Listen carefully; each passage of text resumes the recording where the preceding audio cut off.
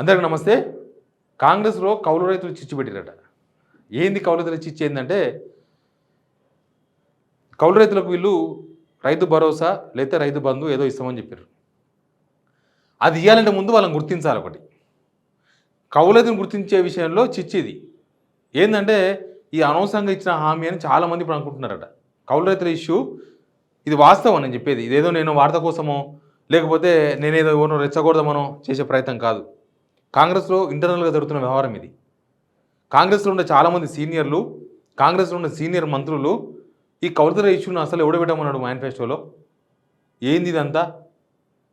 ఇప్పుడు రైతు భరోసా అంటే రైతులకు ఇస్తాం ప్లస్ కౌలు రైతులకు ఇస్తాం అని అన్నారు. ఇప్పుడు కౌలు రైతుల ఇష్యూను అనవసరంగా వీళ్ళు లేపినరు. కౌలు రైతుల ఇష్యూలో ప్రభుత్వం ఇప్పటిదాకా క్లారిటీ రాకపోయిన కారణం అదే. చాలామంది ఈ విషయం పైన కౌలు రైతుల ఇష్యూ అంటేనే దాని గురించి మాట్లాడతలేరు. ఒకటి. రెండవది ఏంటంటే ఇది అనవసరమైన ఇష్యూ. ఇప్పుడు ఈ రైతులకు కౌలు రైతులకు ఎట్లా ఇవ్వడం సాధ్యమవుతుంది? ఇప్పుడు 2011లో చట్టం ఉండే, అప్పుడు సిచ్యువేషన్ వేరు, ఇప్పుడున్న పరిస్థితులు వేరు. వీళ్ళు ఏం చెప్పిండ్రు? కౌలు రైతులు 25 లక్షల మంది ఉన్నారని చెప్పిండ్రు. 25 లక్షల మంది కౌలు రైతులు ఉన్నారని చెప్పిండ్రు వీళ్ళ లెక్కన. ఈ కౌలు రైతులకు రైతు బంధు రైతు భరోసా ఇవ్వాలి. యాక్చువల్గా మొన్న లాస్ట్ వీళ్ళు గవర్నమెంట్ వచ్చిన తర్వాత ఇచ్చిన యాసంగిలో రైతు బంధు ఇచ్చిర్రు, కానీ పాత రైతు బంధే ఇచ్చిర్రు. కొత్త రైతు బంధు అంటే అది కౌలు రైతులు కూడా ఇవ్వాల్సి వస్తుంది. వీళ్ళలో భయం అదే. రైతు భరోసా ఇవ్వడానికే 2-3 కారణాలు ఉన్నాయి. ఒకటి డబ్బులు లేకపోవడం, 2 కౌలు రైతుల ఇష్యూ తేలకపోవడం, 3వది ఇక వీళ్ళు డబ్బులు లేకుండా చెప్తున్న రకరకాల కారణాలు. ఇప్పుడు ఏంది? కౌలు రైతులను 25 లక్షల మంది ఉన్నారని చెప్పి వీళ్ళే ఎలక్షన్స్ ముందు చెప్పిండ్రు. 25 లక్షల మంది ఉన్నారు. ఇప్పుడు కౌలు రైతులను ఎట్లా గుర్తించాలనే ఇష్యూ ఒక పెద్ద చర్చ. ఎట్లా అప్పుడున్న చట్టం వేరు, ఇప్పుడు వీళ్ళు కొత్త చట్టం తీసుకొస్తామంటున్నారు. దానిలో అనుమతిదారు కాలం పెడతారా? అనుమతిదారు కాలం పెట్టి దానిలో కౌలుదారు పేరు రాస్తారా? కౌలుదారు పేరు రాసే అవకాశం వస్తే కౌలుకి ఎవరైనా ఇస్తారా భూములు? ఇవన్నీ లేని చిచ్చు పెట్టుకున్నాం అనవసరంగా. ఏంది కంపంతా? ఇది కాంగ్రెస్ జరుగుతున్న చర్చ. ఒక్కరైనా మాట్లాడుతున్నారా కౌలు రైతుల ఇష్యూ గురించి? కాంగ్రెస్లో ఉన్న మంత్రులు కానీ, ఈవెన్ కోదండరెడ్డి కానీ, నేనే పెద్ద రైతును లేకపోతే రైతుల ఈ కాంగ్రెస్ వింగ్కు ఆయనే కదా లీడర్. ఈ మధ్య అన్ని మీటింగ్లు పెడుతున్నాడు ధరణి మీద. ఈ ధరణి మీద మీటింగ్లు పెడితే ఆయన కౌలు రైతుల గురించి మాట్లాడుతున్నాడా? వాళ్ళు కౌలు రైతులకు ఇయ్యరా? రైతు బంధు రైతు భరోసా ఇయ్యరా? వాళ్ళకు రుణమాఫీ కూడా కాలే కదా, మరి వాళ్ళకు కూడా ఇవ్వాలి కదా. అసలు కౌలు రైతు అంటే ఏం డిఫైన్ చేస్తారు మీరు? ఫస్ట్ కాంగ్రెస్ ఏం చెప్తారని చెప్పండి.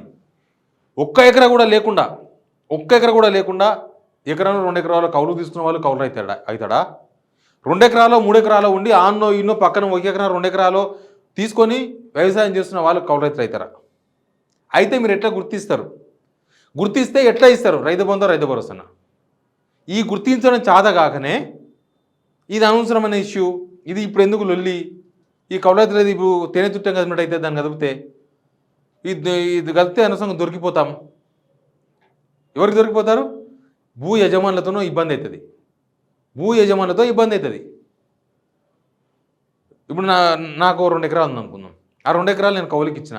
ఆ కౌలుదారుని గుర్తించి ఆయనకి ఇచ్చారు అనుకో, అనుమతిదారు కాలం పెట్టి దానిలో పెట్టి నేను ఊరుకుంటానా? నేను అసలు కౌలుకే అయ్యానికి.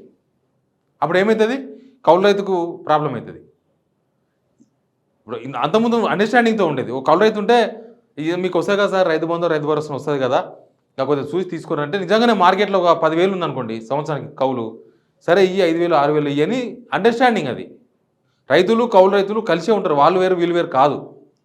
కానీ వీళ్ళు తీసుకొచ్చిన రాచపుండు పెట్టి కౌలు రైతులను రాచపుండు తీసుకొచ్చి ఇప్పుడు ఏం చేస్తున్నారంటే ఇద్దరి మధ్యలో యుద్ధం స్టార్ట్ చేపిస్తున్నారు. ఈ సీజన్ ఎగ్గొట్టిర్రు రైతు బంధు రైతు భరోసాను. నెక్స్ట్ సీజన్ ఇస్తారో ఎవరో తెలియదు. ఒకవేళ ఇచ్చేటప్పుడు ఎవరికి ఇస్తారు? అందుకే ఈ చిచ్చు ఎందుకు వచ్చింది కౌలు రైతుల విషయం అంటే వీళ్ళకే క్లారిటీ లేదు. పెట్టేటప్పుడేమో రాసి పడేసారు మేనిఫెస్టోలా. ఇప్పుడు లెక్క కాడకు వరకు లెక్క అర్థమవుతలేదు. ఎలక్షన్ ముందు వీళ్ళు మేనిఫెస్టోలో పెట్టినప్పుడే అన్నీ కసరత్తు చేసి ఎంతమంది అవుతారు, ఏం లెక్క ఉంటుంది, దీనివల్ల ఏం వస్తాయి ప్రాబ్లమ్స్ అని చెప్పి పెట్టాలి.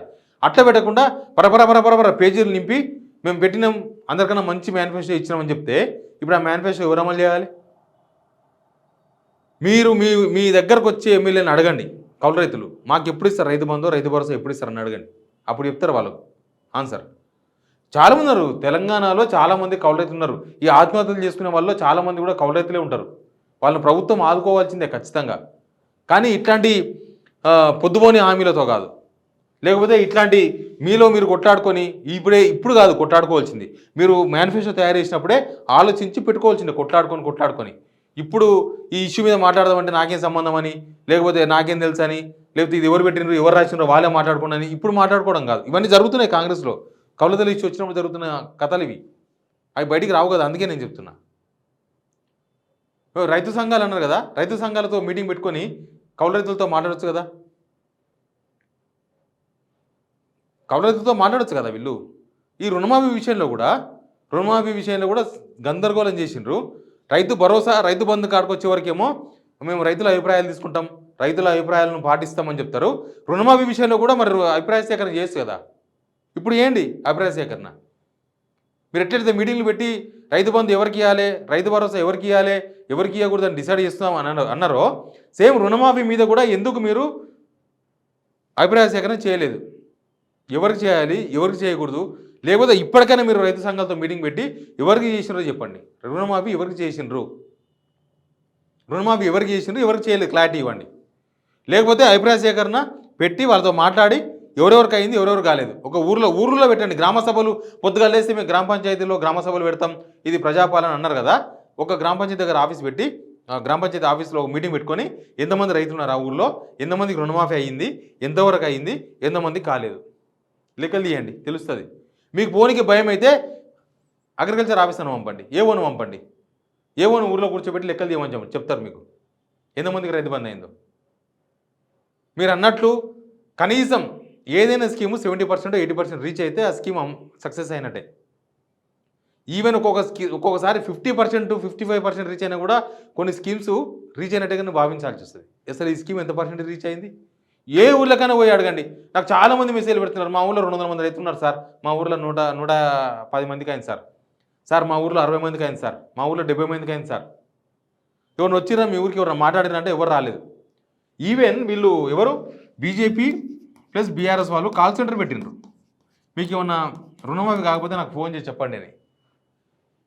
బీజేపీ ఆఫీస్కి పోయినాం ఉన్నాడు, బీజేపీ ఆఫీస్ కాల్ సెంటర్ దగ్గర పోయినా, ఏమవుతుందో తెలుసుకుందామని, చూద్దామని ఏదో పని మీద పోతే చూసిన. ఒక్క ఫోన్ మాట్లాడే లోపల 1 నిమిషంలో 2-3 కాల్స్ వస్తున్నాయి దానికి. అంటే నిమిషానికి యావరేజ్గా 3 కాల్స్ వస్తున్నాయి. రోజుకు 3 నుంచి 4,000 కాల్స్ మాట్లాడుతున్నారు వాళ్ళు.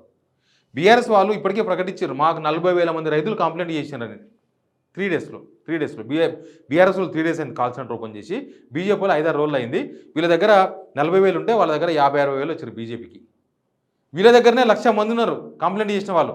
ఇంకా కంప్లైంట్ చేయని వాళ్ళు, ఇంకా మాకు అయితే ఉన్న ఆశపడుతున్న వాళ్ళు, అగ్రికల్చర్ ఆఫీస్ చుట్టూ తిరుగుతున్న వాళ్ళు, బ్యాంకుల చుట్టూ తిరుగుతున్న వాళ్ళు, ఎవరైనా తెలిసిన వాళ్ళను వీళ్ళని పట్టుకుని అయ్యా మాకు అవుతుందని అడుగుతున్న వాళ్ళు చాలామంది ఉన్నారు. ఇట్లా రుణమాఫీ, ఇట్లా రైతు భరోసా, ఈ రెండిట్లో ముంచేసిన రైతులను. అందుకే చెప్తున్నాను, మీరు కౌలు రైతును గుర్తించాలన్నా, తర్వాత రుణమాఫీ అందరికీ అందాలన్నా మీరు గ్రామ సభలు పెట్టండి. మీరు గ్రామ సభలని రోజు అందరినీ చెవులలో పూలు పెట్టుడు కాదు, గ్రామ సభలు పెట్టి గ్రామ సభల్లో డిస్కస్ చేయండి. రుణమాఫీ గురించి డిస్కస్ చేయండి. కౌలు రైతులు ఎవరు, వాళ్ళని ఎట్లా గుర్తిస్తారు, వాళ్ళకి ఎట్లా ఇస్తారు, రైతు భరోసా రైతు బంధు ఎట్లా ఇస్తారు చెప్పండి. అప్పుడు మీరు రైతుల పక్షాన ఉన్నట్టు. లేకపోతే నాలాంటి వాళ్ళు మిమ్మల్ని ప్రశ్నిస్తూనే ఉంటారు. Please subscribe signal TV.